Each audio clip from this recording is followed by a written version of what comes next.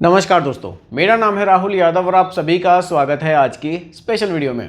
दोस्तों, आज की वीडियो में हम लोग ETF के बारे में डिस्कस करेंगे। देखिए, कुछ लोगों के कमेंट्स मेरे पास आ रहे थे कि सर, अगर हम लोगों ने इस मार्केट क्रैश के दौरान म्यूचुअल फंड में निवेश ना करके अगर ETF में निवेश किया होता तो फिर हमारा पोर्टफोलियो कैसा होता।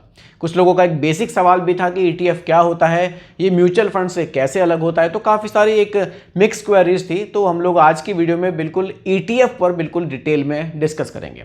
अगर आप लोग सिर्फ म्यूचुअल फंड में निवेश करते हैं, नॉर्मल एक SIP करते हैं और आप ETF में भी निवेश करना चाहते हैं, तो ये वीडियो आपके लिए काफ़ी हेल्पफुल रहने वाली है। कारण ये है कि आज की वीडियो में बिल्कुल डिटेल में आपको ETF के बारे में बताऊंगा। मार्केट क्रैश में ETF का जो पोर्टफोलियो है वो गिरता है या उसमें क्या होता है, कैसे वो सब कुछ रहता है, ETF म्यूचुअल फंड से कैसे अलग है, आपको SIP अगर ETF में करनी हो तो आप कैसे कर सकते हैं, और म्यूचुअल फंड में अगर आप नॉर्मल कर रहे हैं तो वो उससे कैसे अलग है। वीडियो काफ़ी ज़्यादा इन्फॉर्मेटिव आप लोगों के लिए होने वाली है, बहुत ही ध्यान से देखिएगा और समझिएगा। एक एक चीज़ बिल्कुल सिंपल तरीके से आप लोगों को समझाने वाला हूँ। तो आइए स्टार्ट करते हैं। देखिए, अभी क्या है ना, मार्केट क्रैश होने की वजह से एक टॉपिक से हटके एक चीज़ आपको बताना चाहता हूँ। काफ़ी लोग घबरा गए। देखिए, अगर आप एक नॉर्मल SIP कर रहे हैं, आप एक सिंपल से कॉमन इन्वेस्टर में कहूँगा आप हैं, तो आप अपनी SIP को बिल्कुल आप इस समय चला सकते हैं। देखिए, मार्केट में गिरावट के दौरान ये जो पैनिक सिचुएशन बनती है ना, लोग फटाफट से पैसा विड्रॉल करते हैं, ये हमारी एक बहुत बड़ी गलती होती है। एक इन्वेस्टर की ये गलती मानी जाती है, क्योंकि फ्यूचर में जब मार्केट ग्रो करेगा ना, तब हमें रियलाइज़ होगा यार हमें मार्केट में रुकना चाहिए था। जो एक कमाई का एक कहिए प्रॉफिट का जो मौका था ना, वो हमने गंवा दिया। इसलिए ये टॉपिक अपनी जगह है, जो वीडियोस में बना रहा हूँ वो अपनी जगह। एक नॉर्मल सी एक मैं बात आपसे डिस्कस करना चाह रहा था कि आप ऐसे टाइम पर बिल्कुल भी पैनिक ना हो। आप एक नॉर्मल इन्वेस्टर हैं, आपका जो गोल है वो भी दूर है। आपकी SIP 10,000, 5,000, 2,000 चाहे 1,000 की भी चल रही है, आप उसको बिल्कुल कंटिन्यू चलने दें। ज़्यादा फोकस ना करें इन चीज़ों पर, सिर्फ अपनी एक्टिव इनकम पर फोकस करें। SIP को अपना काम अपने हिसाब से करने दीजिए, ठीक है। फिलहाल टॉपिक पर बात करते हैं। सबसे पहले समझते हैं कि ETF क्या होता है। देखिए, ETF एक एक्सचेंज ट्रेडेड फंड होता है। जैसे कि कोई नॉर्मल एक शेयर मार्केट में आप देखते हैं ना, बहुत सारे शेयर्स आपको दिखते हैं, तो ठीक उसी तरह से ETF भी काम करता है, ये भी ट्रेड होता है। अब देखिए, ETF में क्या है और ये कैसे अलग है, हर एक चीज़ आपको समझाऊंगा।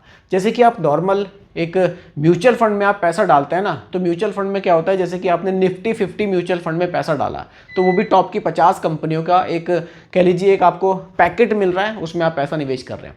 ठीक उसी तरह से ETF भी होता है, एक बकेट होती है।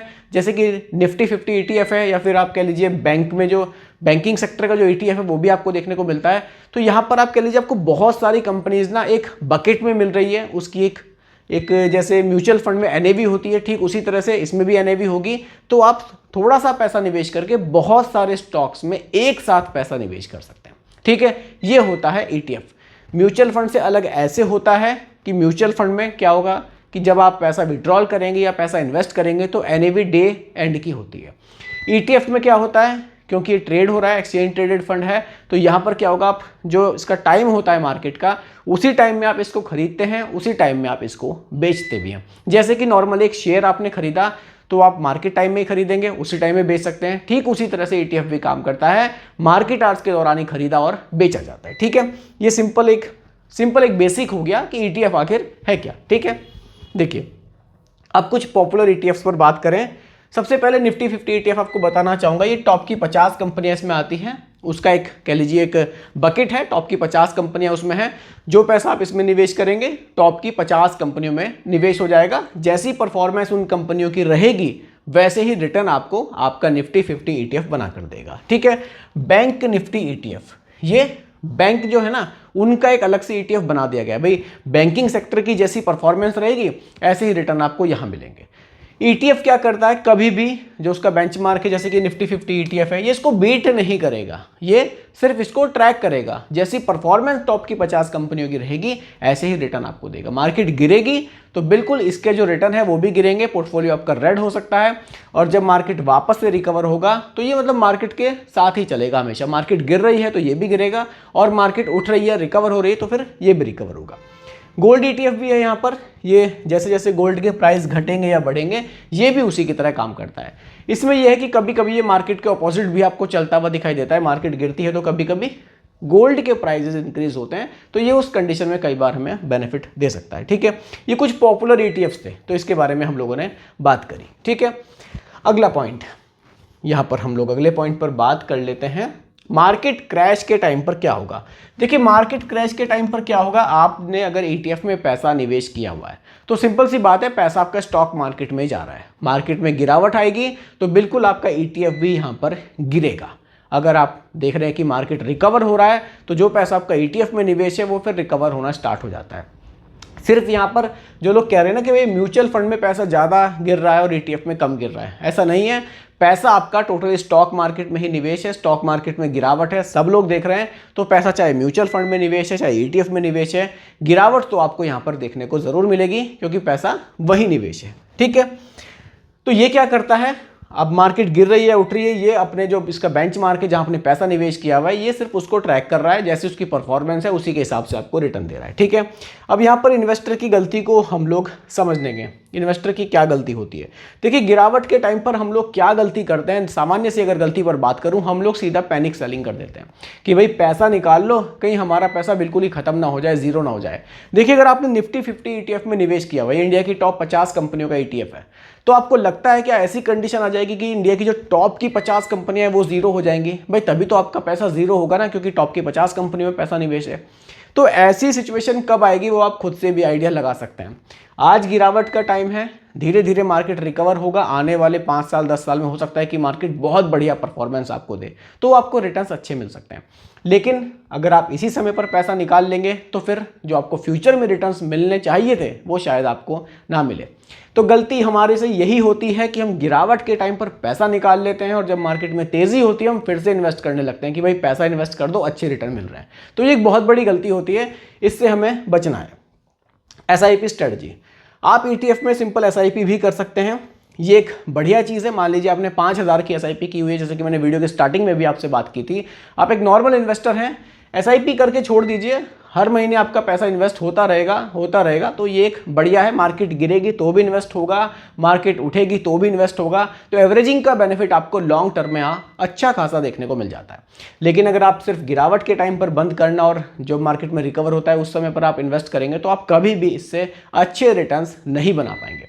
सबसे बढ़िया तरीका है, एक SIP कर दिया आपने, हर महीने आपका पैसा निवेश हो रहा है, मार्केट की कंडीशन चाहे जो भी है। ठीक है, ETF वर्सेस म्यूचुअल फंड, अगर एक बेसिक पर बात करें तो देखिए, म्यूचुअल फंड में क्या होता है कि यहाँ पर एक्सपेंस रेशियो थोड़ा सा हायर होता है, ETF में एक्सपेंस रेशियो कम होता है। यानी कि ETF ओवरऑल अगर आप देखेंगे तो आपको म्यूचुअल फंड के मुकाबले थोड़ा सा सस्ता मिलता है। कारण यह है कि ETF में खरीद और बेच आप खुद से करते हैं और म्यूचुअल फंड में एक फंड मैनेजर होते हैं जो आपके लिए ये काम करते हैं। तो ETF अगर आप कंपेयर करेंगे लॉन्ग टर्म में म्यूचुअल फंड के मुकाबले थोड़ा सा आपको सस्ता हो सकता है। ठीक है, अब बाकी अगर मैं और टेक्निकली यहाँ पर बात करूँ तो म्यूचुअल फंड में क्या होगा, यहाँ पर अगर आपने कोई पैसा विड्रॉल करना है तो जो डे एंड की NAV होगी, भाई दिन खत्म हो गया, मार्केट क्लोज हो गई, उसके बाद जो NAV आपकी डिसाइड होती है उसी के अकॉर्डिंग यहाँ पर आप खरीदेंगे और बेचेंगे। ETF में मार्केट आवर्स के दौरान, भाई मार्केट रनिंग में है, आप देख रहे हैं इस समय मार्केट में गिरावट है, चलो मैं खरीद लेता हूँ, मार्केट में तेजी है मैं बेच देता हूँ। ये टोटली आपके हाथ में है कि कब आप खरीद रहे हैं और कब आप बेच रहे हैं। ये कुछ बेसिक से डिफरेंस है ETF और म्यूचुअल फंड में। अब बात आती है दोस्तों इन्वेस्टमेंट की। देखिए, अगर आपको लग रहा है कि हाँ ETF में मुझे निवेश करना चाहिए, एक ऐप के बारे में आपको बताना चाहूँगा। एक बढ़िया सा इंटरफेस है और ऐप है धन।